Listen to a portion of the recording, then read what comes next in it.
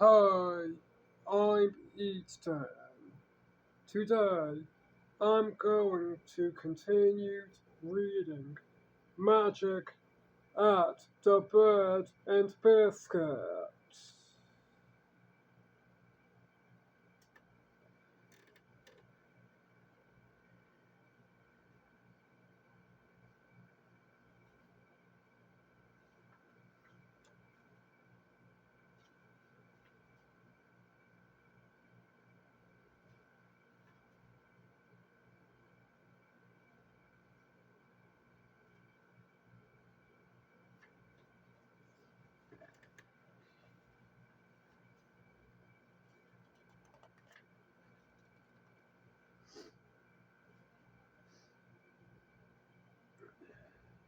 That's good, Ernest replied. By this time, his sensitive snout was smarting from the pungent odor of the cow pies, and he was feeling sorry for himself.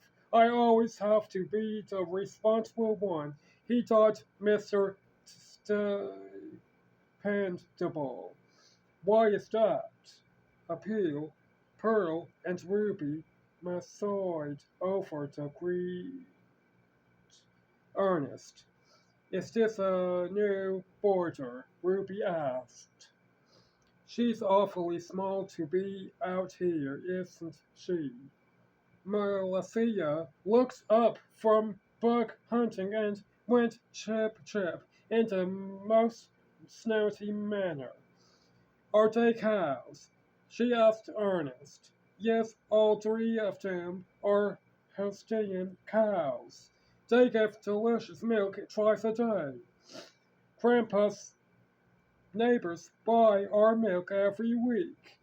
You don't say, said Marcia. She flew up to the fence and to get closer to Ruby's face and said, What do you think? What do you charge for your milk? What percentage are you garnering? Ruby bowed her long eyelashes. She looked at Pearl and Appeal, who bolted their eyelashes back at her. Percentage? What are you talking about? I might have known absolute country bumpkins. Do you work for three then? Cows do not work, Ruby said flatly.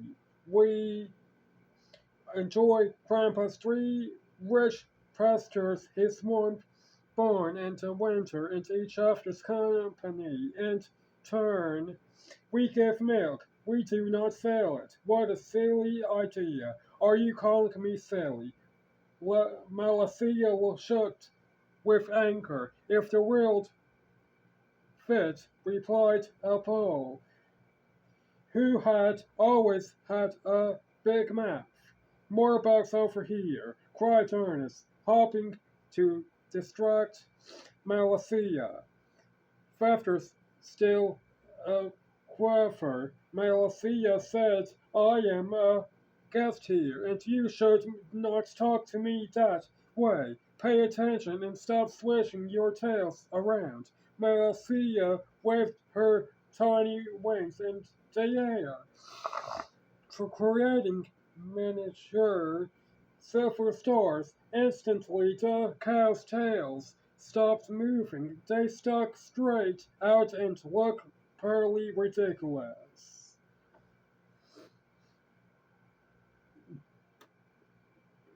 Ah.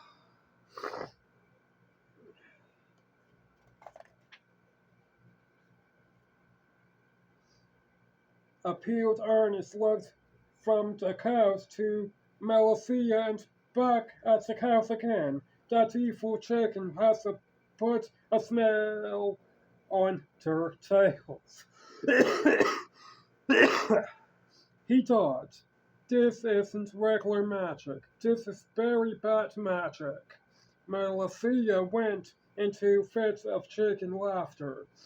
Chip, chip, chip. He, she was so pleased with herself that she rolled on the ground. Meanwhile, large green flies began biting the cows. Please, Miss Chicken, Pearl begged, please let us move our tails. We use them to keep the flies away. Ernest's eyes glowed with fury. Melissa, he began. Oh, very well, but you have to admit, they were rude. I was merely asking a business question. She waved one tiny wing at the cows, and their tails began thrashing back and forth, chasing away the cruel flies. Melissa laughed again. That was funny, isn't it?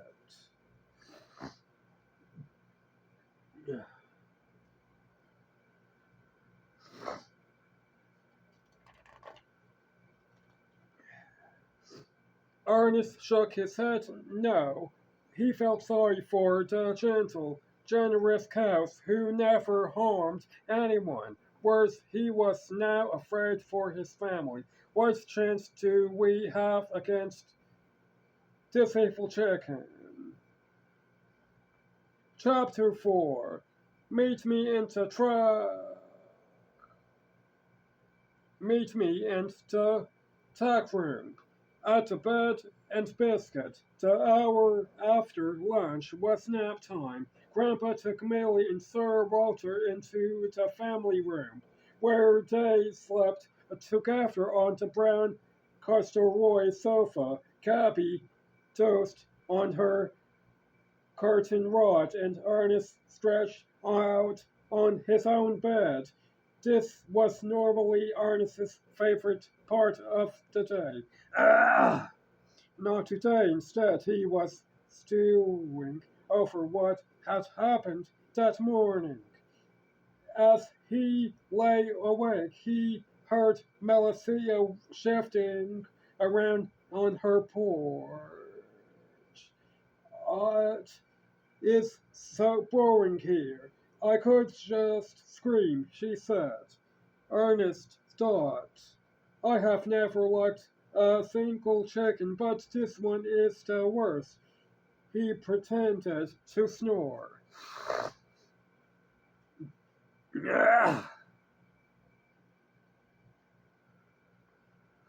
Sorry about that. I was clearing my throat.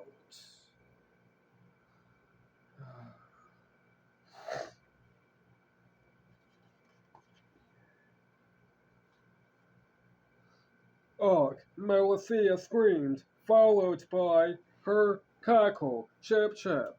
Oh, that is funny. I said it was so boring here. I could just scream, and then I could just scream, Gabby broke in, making Melissa sound like the sappiest chicken on earth. I am so funny, Gabby continued. I could just scream out, ha, chick, chick. Silence. Ernest opened his eyes and saw tiny silver stars around Melissa. Gabby sat on her porch with her beak wide open, very wide open and very still. Ernest hadn't seen a frozen manna bird before, but he was seeing one now. Melissa strikes again, thought Ernest, awed by her power. He rose to his feet, but before he could say anything, Melissa cut in. That mangy old parrot was making fun of me. That is no way to treat a guest, and I won't have it, Ernest, so save your breath. I simply won't have it. I see that, Ernest said, proud of how calm he sounded. He itched to sit on Melissa and squash her or demand that she restore Gabby to normal, but he felt sure that both actions would backfire. I'm acting a part, he told himself. I am being the general host while I wait for a chance for you wretch evil chicken. What can we do now? Melcia asked pertly. I am bored. Let's go outside, Ernest suggested smoothly. We have so many places you haven't seen. I'll tell Millie and then we'll go. He trotted into the family room and quietly told Millie and Sir Walter important meeting in the tack room. After right after naps, tell Gabby.